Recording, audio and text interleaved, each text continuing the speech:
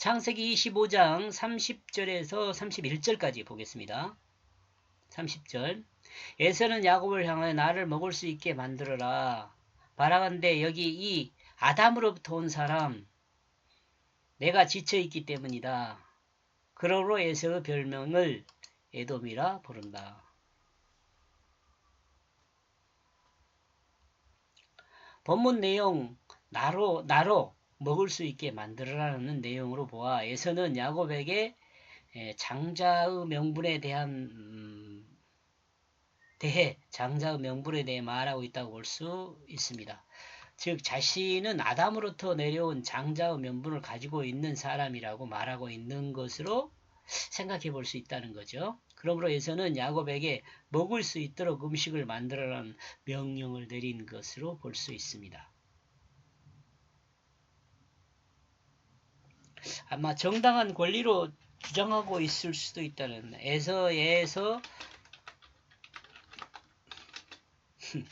입장에서는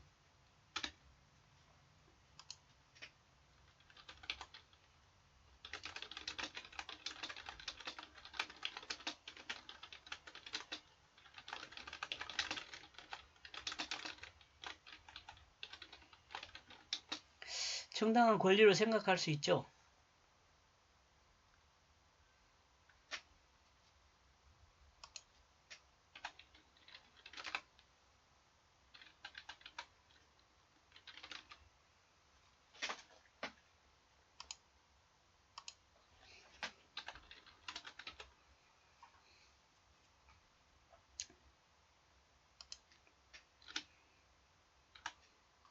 물론 본문의 내용으로 보아 에서는 야곱에게 명령을 내릴 수 있는 상황은 아니죠. 상황은 아니에요.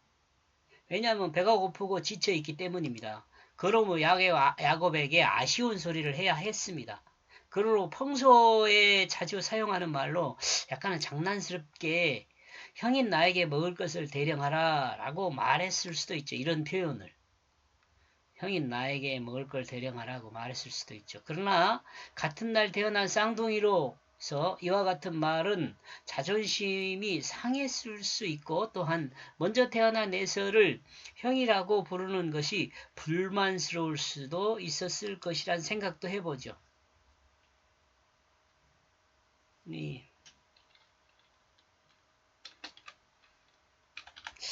저는 쌍둥이가 아니어서 이거 이렇게 생각할 수 있나 이렇게 생각할 수도 있는데 우리가 형제로 자라다 보면 그런 것을 느낄 수도 있지 않을까 이런 생각은 해봅니다. 이런 차에 좋은 기회가 되어 장자권에 대한 자신의 속마음을 장난스러운 에서의 말에 실어 자신이 장자권을 주장할 수 있는 근거를 만든 것이라 할 수 있습니다. 누가요? 야곱이. 이런 차에 야곱은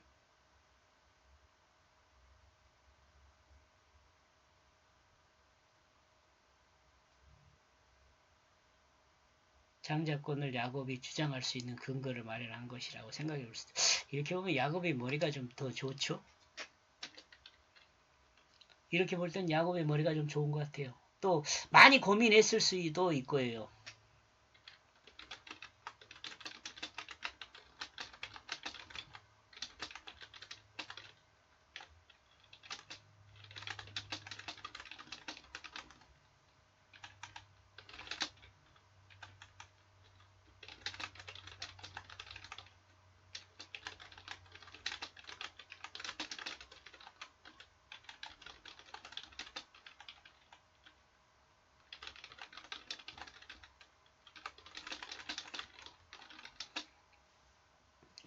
야곱이 이 부분에 대해서 많이 고민하고 또한 고민을 했었고 또한 그 결과로 이와 같은 행동까지 옮길 수 있었던 것이 아닐까 이렇게 생각을 합니다. 이런 점으로 보아 야곱은 장자권에 대한 사모함이 있었고 에서가 생각하는 장자권에 대해 성경에서 말하고 있는 것과 같이 그렇게 귀하게 생각하지 않은 것으로 보입니다. 야곱과 에서의 차이는 바로 여기에 있다고 생각합니다. 에서는 이라고 해야 할 것 같아요. 에서는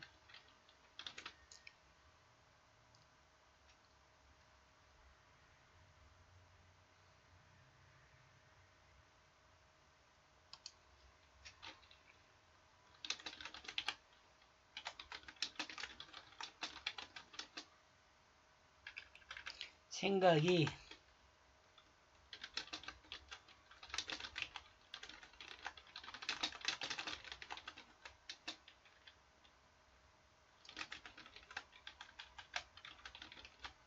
그러므로 장자권에 대해 성경에서 말하고 있는 것과 같이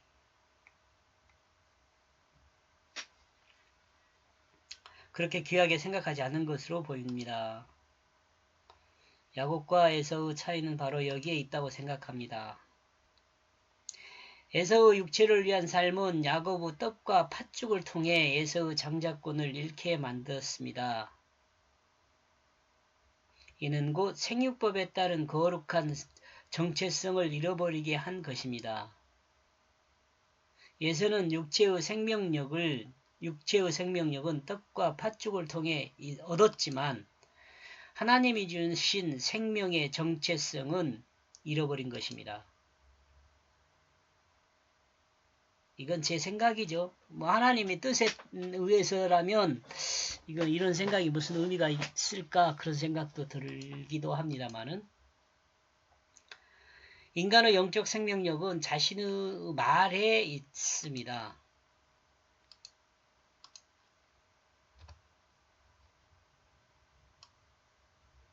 이거 중요합니다. 자신의 말에 그 영적 생명력이 있기 때문에 우리는 말을 행동이라고 하죠. 그러므로 말의 행동을 주의해야 합니다. 그러므로 말은 책임이 따릅니다.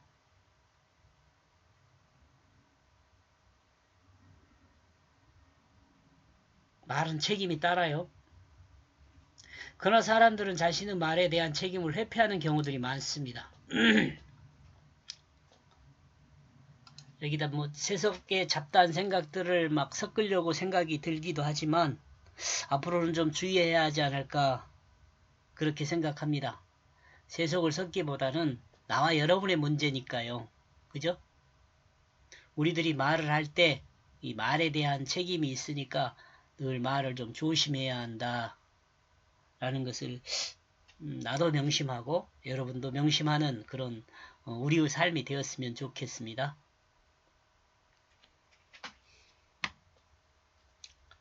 그런데 신약 성경에서 예수님도 이와 비슷한 의식을 행하셨습니다. 에서와 반대로 주님은 자신의 육체를 제물로 드렸습니다. 예수님은 이 의미인 떡과 포도주를 통해 자신의 육체를 제자들에게 나누어주는 의식을 보여주고 가르쳤습니다.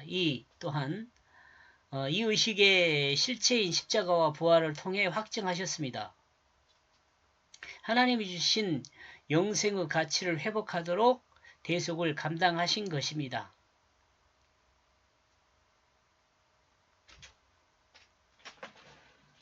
이와 같이 말하는 이유는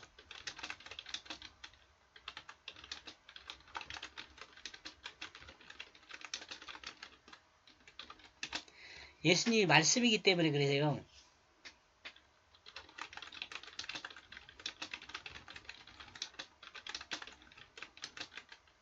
하나님이 인간에게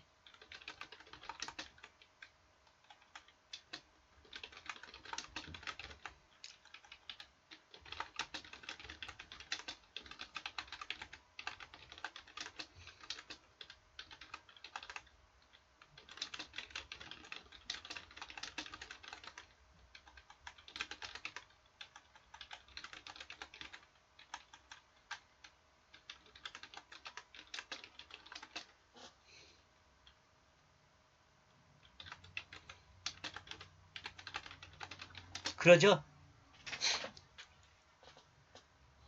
지금 이와 같이 말하고 있는 이유는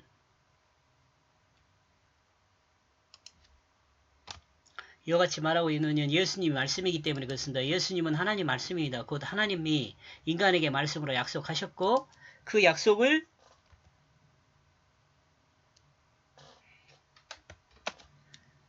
말씀인 예수 그리스도를 통해 지켜 행하셨죠.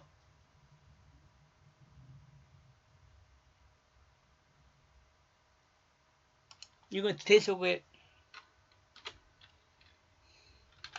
십자가 대속이죠.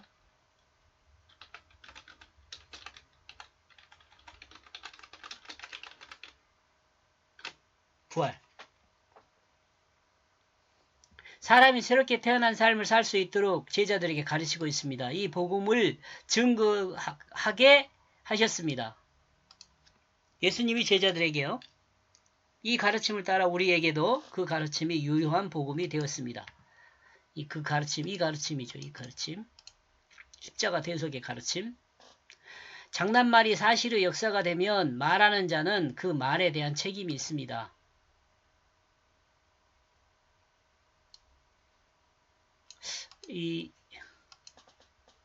요즘 시대를 보면 이런 말이 실감이 나죠.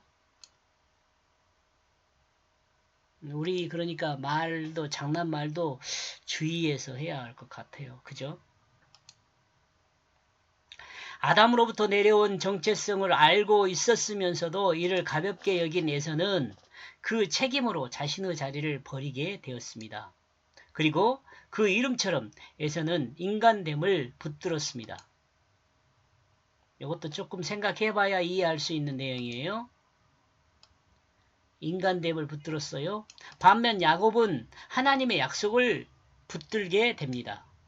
하나님으로부터 내려온 정통성을 붙잡은 것입니다. 장자권을 붙잡은 것입니다. 야곱의 이름의 의미는 붙들다입니다. 야곱은 또한 축복을 위해 돌아서는 하나님의 사자를 붙들었습니다. 31절. 그러므로 야곱은 말하고 있다. 오늘 안에 팔아라. 너의 그 장자권을 나에게. 시간이 지나면 에서의 기력은 회복될 것을 알고 있는 야곱은 그 시간을 놓치지 않고 있습니다. 오늘 안에 너의 그 장자권을 나에게 팔아라. 만약 이와 같이 에서의 장자권을 야곱에게 팔게 되면 내일부터 당장 에서가 야곱을 섬기게 되어야 된다. 이 논리는 에서의 논리입니다. 그죠? 아담으로부터 온 이 사람, 곧 장자권을 이야기한 거죠. 이 섬김을 받아도 되는 사람으로 에서는 이야기했죠. 에서는 장난으로 아담으로부터 오는 장자권을 생각했을 수 있습니다. 그러나 야곱은 이 장자권에 대한 진솔함을 느끼고 또한 붙들고 있습니다. 그러므로 기회가 주어졌을 때 이 장자권을 붙잡고자 하는 것입니다. 비록 에서가 장난으로 장자권을 팔았다 하더라도 야곱은 이 일을 통해 자신이 장자권을 샀다고 말할 수 있게 된 것입니다. 여기서 오늘 안에 팔아라 이 말을 오늘 안에 팔아라는 이 말을 다시 한번 생각하면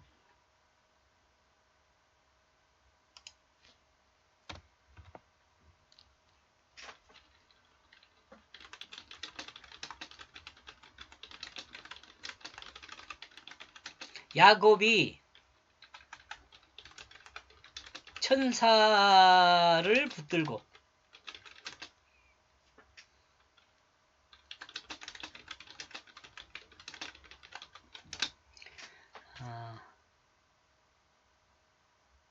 그죠?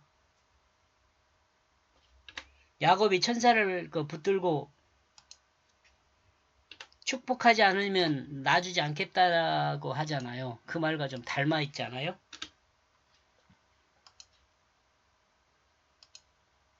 여기까지 보겠습니다. 고맙습니다.